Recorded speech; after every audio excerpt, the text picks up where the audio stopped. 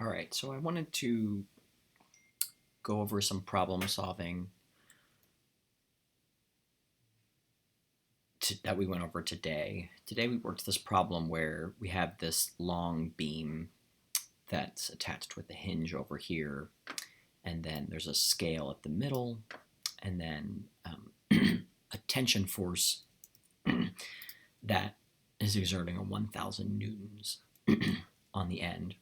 And if we draw the extended free body diagram, there's a hinge force keeping this end down, a normal force up from the scale, and that tension force down. And if we were to just look at the forces of this, there's the force exerted by the scale, by the hinge, by the rope on the beam. We don't know two of the forces, and we know one of the forces. And so even though we know in static equilibrium the net force must be zero, there's no way for us from this information alone to determine how much force is on the scale and how much force is on the hinge. So what we need to do is look at lever arms. And so we look at the distance from the pivot that we pick to the location of the first force, the distance from the pivot to the location of the second force, and we now have the distances.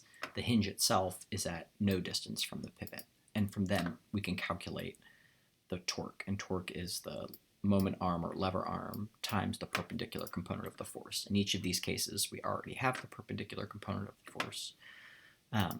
So when we calculate those torques, we find out that we still don't know how much torque the scale is exerting, but we know that the hinge force exerts no torque, and the rope exerts negative 2,000 Newton meters of torque.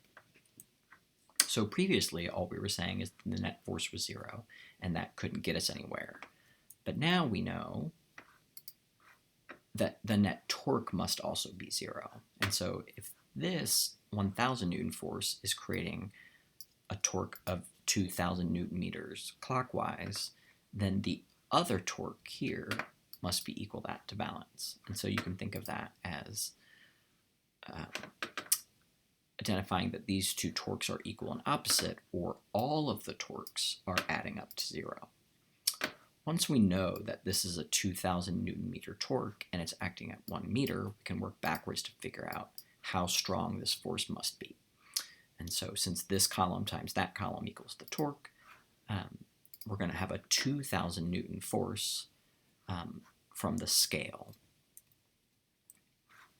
And then finally, since we know the forces must add up to zero, if we have 2,000 Newton of force up and 1,000 Newton of force down, that tells us that this force must be 1,000 newtons. So in all of the problems, what you're doing is the big ideas are the net force and the net torque have to sum to zero. Previously, we've just been using these extended free body diagrams to organize our thinking, identify the forces, and calculate torques. Another tool that I introduced here is to use a table. When you first start working out the table, there's going to be lots of things that you don't know, and those are going to correspond to things that you don't know yet on your diagram either.